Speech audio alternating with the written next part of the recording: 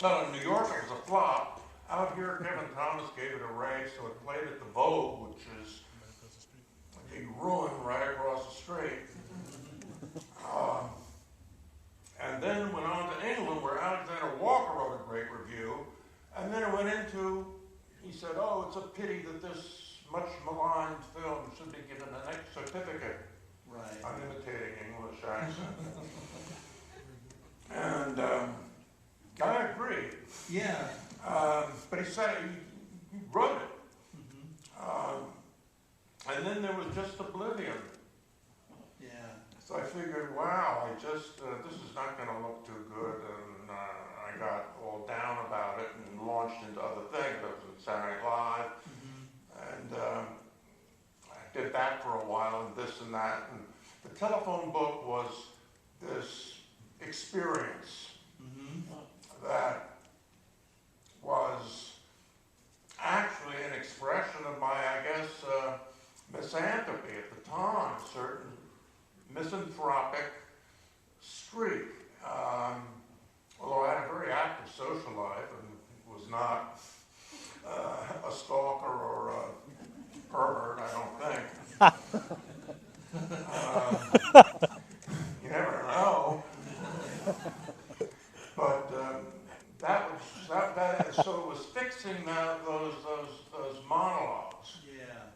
Without the dramatic, jagged qualities. Well, it really holds together, and I must say, in terms of, it holds together in the sense that you broke it up right. I wanted to just talk about, use of animation at the end, and, when the decision came for Len's, to engage Len as an animator, because, it seemed like some of the direct to the camera is almost like a preparation for that, the fragmentation at the end, or do you see it that way? That was it. I wanted just, the direction I gave Len was anything goes. I just want it to be harsh and vile. What people want to see. Something not horrific, something not, just harsh, vile, and nasty. And abusive. And he did it. Does that square with your memories, Len? I remember when they came to my company, Stars and Stripes, with this project. And frankly, I was upset about having to do it. I wasn't real enthusiastic about it at first. I had a salesman who needed to sell something, and he was pushing very hard for this project. And my partners were pushing, we need the money. So I said, all right. Then I met Nelson. Once I met him, I changed my mind. I wanted to do it. But when we talked about what I was going to do, I got this idea. I said, anybody who makes dirty phone calls as a life's project is a pretty weird person. And so where am I going to get the kind of material that, he would be speaking? He wouldn't be speaking like anything we know. Right. So I said he would be talking the kind of stuff that you see on men's room walls. Kind of I once went to Pittsburgh, and I used the men's room in a Sheraton hotel there. And the walls were completely covered with graffiti and writing. It was amazing. It was like a couple of novels on the wall of this toilet. And that's the drawings that I saw in there were so crude and right to the point of what they were trying to express. So I said, that's the kind of style I'm going to do this with. And as far as the track, it was a funny thing because I had made that track earlier, had nothing to do with the picture. Why did I make it? I was just experimenting with sound. I remember I used 3 tape recorders to make it.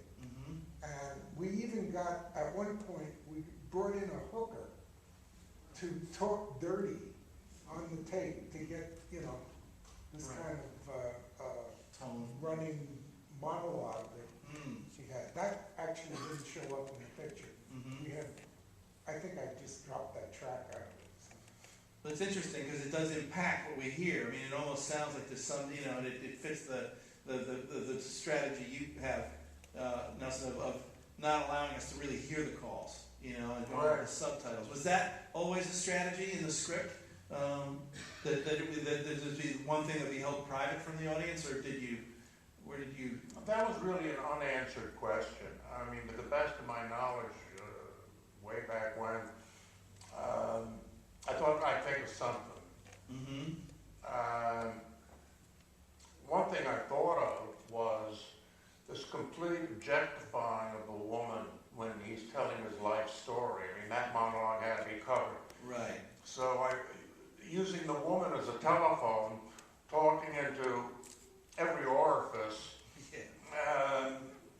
was a my depiction of the woman as used as object. Yeah. And sex as words. Right. And sex as death. Mm-hmm. Singles, you know, the sexual was, I hate to be real pretentious about a great film, Vertigo. The romance, the love, and you know, then finally the carnal obsession, and then death. Yeah. Is inevitable. So Alice in Wonderland was really Alice in the Graveyard in this film.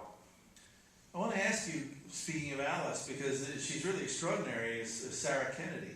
Oh yeah. I mean, it's interesting because she works in a really good way against what you're saying. In other words, you don't you don't feel, and that voice. I wonder, geez, did you guys keep a helium tank on the? I mean, that's really her voice. Wow.